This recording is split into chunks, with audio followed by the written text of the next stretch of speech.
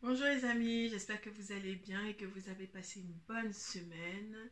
Aujourd'hui, j'ai envie de vous parler de quelque chose, mais vraiment, si vous êtes une âme sensible, euh, veuillez partir, je vous en prie.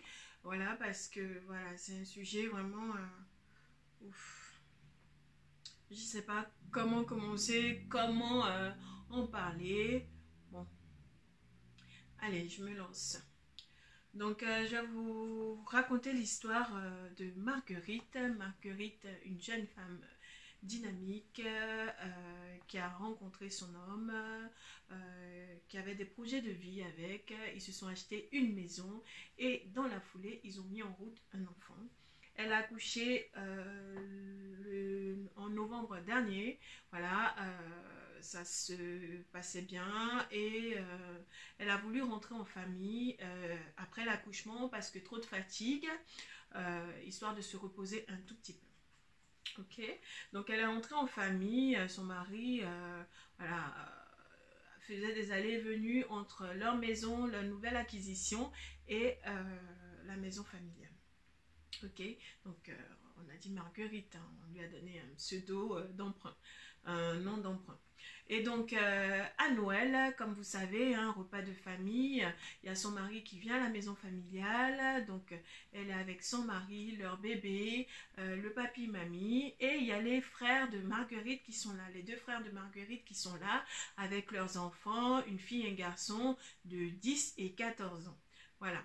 Et voilà, comme un Noël chaleureux en famille, ils passent de bons moments, un dîner qui est top, quoi. Enfin, voilà, je vous passe les détails. Vous avez vécu ce dîner en famille, donc vous savez de quoi je parle. Donc, rigolade, bref.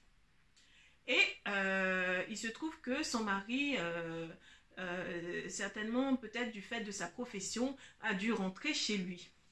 Et donc, elle est restée parce qu'elle était là à la base pour se reposer à la maison familiale de ses parents. Ok. Et après le dîner, elle se retrouve avec ses neveux et sa nièce au parc à l'aire de jeu. Elle les descend et c'est là où ça va se passer. Et elle les poignarde. Eh oui, vous avez bien entendu. Elle les poignarde. Ensuite, elle remonte à la maison. Elle va chercher son bébé à elle qu'elle a porté.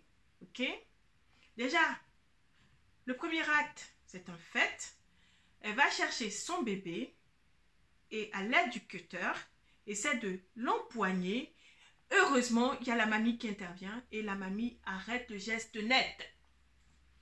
Et prise d'effroi, elle commence à hurler, hurler, hurler, à alerter tout le voisinage. Donc il y a tout le monde voilà, qui est informé aux alentours de 3 heures du matin. Je crois que c'était à Limay dans les Yvelines, quelque chose comme ça. Et elle alerte le voisinage qui prévient la police. Et c'est comme ça que le bébé a pu être sauvé et aussi la petite fille. Malheureusement, le garçon a succombé de ses blessures et la petite, heureusement, un mal pour un bien, n'a pas succombé de ses blessures. Toujours est-il que l'acte est délictueux, l'acte est dramatique, l'acte est horrible, tout ce que vous voulez, je suis d'accord. Je suis tout à fait d'accord. Posons-nous la question. Posons-nous cette question. À quel moment on passe du dîner en famille très heureux et qu'on se retrouve à l'aire de jeu en train de poignarder ses neveux? À quel moment? Et posons-nous la question également, où sont les autres protagonistes pour que cette maman fatiguée se retrouve avec tout le bastion d'enfants? Toute seule. Question. Donc, je suis d'accord avec vous, c'est délictueux, il y a 90% de ma personne qui condamne cet acte, il y a 90% de mon être voilà, qui trouve ça vraiment horrible, et il y a les 10 autres pourcents qui essaient de comprendre pourquoi on en arrive là, pourquoi on arrive à une telle extrémité, pourquoi elle nous dit souffrir d'un syndrome post-natal, c'est-à-dire, vous savez, enfin, le blues des mamans, après l'accouchement, la fatigue, le blues, bref, toutes les mamans, vous connaissez vous savez ce que c'est, ok?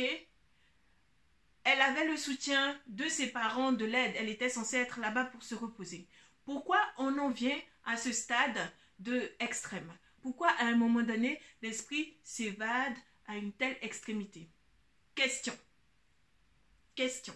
Ça fait partie des mystères de la vie. Sans évoquer la folie, parce que moi, je ne suis pas psychologue.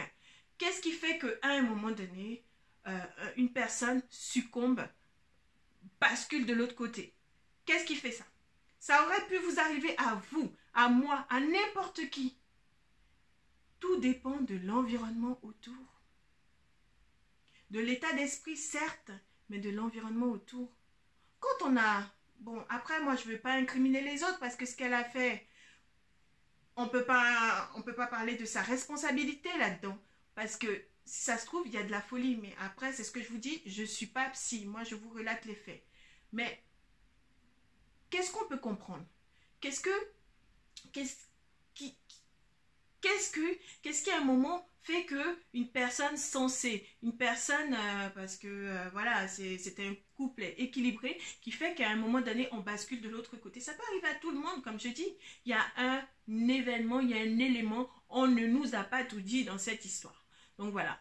Donc, je ne sais pas ce que vous en pensez de ce fait divers. Ça s'est passé quoi? Le soir de Noël, l'horreur en plein Noël. Franchement, c'est horrible. C'est horrible. Horrible.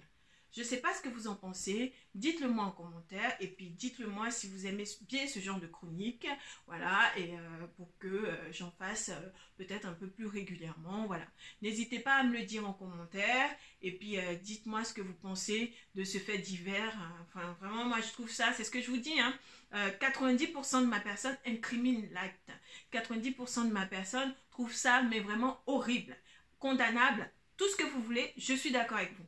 Les 10 autres pourcents, comme j'ai une nature à aller chercher toujours, même en ce qui est obscène et tout, toujours un petit fond de bon, quelque chose d'une certaine bonté.